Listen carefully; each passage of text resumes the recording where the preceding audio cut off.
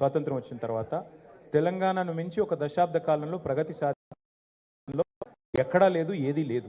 ఇది నిర్వివాదం. కాబట్టి to sum up in one word, it is the most successful startup state of independent India. That's what I would సే.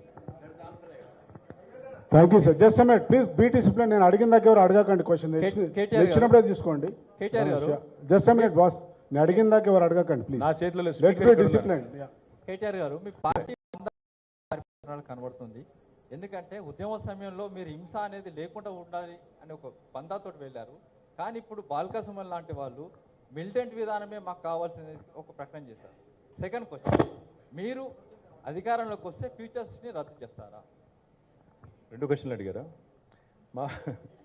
మా party యొక్క పందా ఏం మారలేదు బ్రదర్. మొదటి నుంచి ఇప్పటివరకు కేసీఆర్ గారు చెప్పింది శాంతియుత పద్ధతిలో ఒక చుక్క రక్తం చిందించకుండా తెలంగాణ సాధించాలి, ప్రజాస్వామ్య పద్ధతుల్లోనే ముందుకు పోవాలనే దృక్పథంతోనే పోయాము.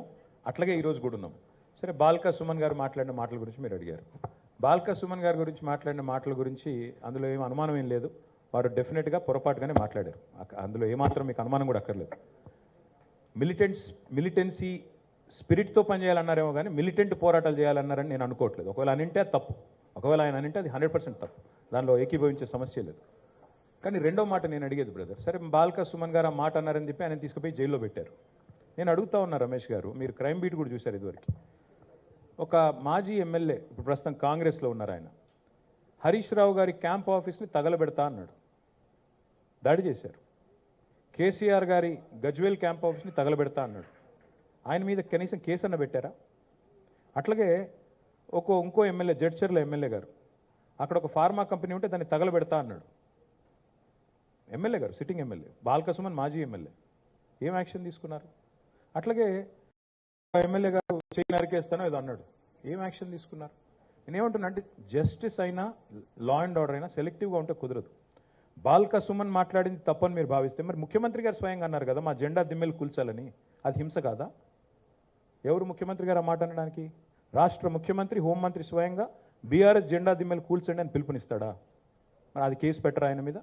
ఇంకోటి, ఆయన మాట్లాడే రోత భాష మీద, కేసీఆర్ చావును కోరుకుంటూ కేసీఆర్ గారి మీద మాట్లాడే దరిద్ర భాష మీద ఎన్ని కేసులు పెట్టాలి?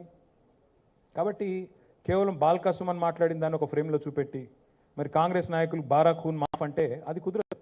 రాష్ట్రంలో లా అండ్ ఆర్డర్ అందరికీ ఒకటే ఉండాలి, అందులో అనుమానమే లేదు. మీరు ఫ్యూచర్ సిటీ గురించి అడిగారు బ్రదర్. మీరు first of all please get out of that set. Future city లేదు, గడిది గుడ్డు లేదు, అక్కడ ఏం లేదు. It was land that was acquired for pharma city. Hyderabad pharma city కోసం 14,000 ఎకరాలు ల్యాండ్ అక్విజిషన్ చట్టాన్ని వినియోగించి మేము ఆ ల్యాండ్ తీసుకున్నాం. పట్టింది ఆ ల్యాండ్ సేకరించడానికి. It was conditional land acquisition. Conditional to what?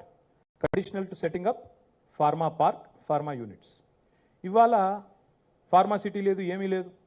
మేము అక్కడ జూ పెడతాం, వంతారం తీసుకొస్తాం, మేము అక్కడ ప్లాట్లు ఇస్తాం, రియల్ ఎస్టేట్ వ్యాపారం చేస్తాం.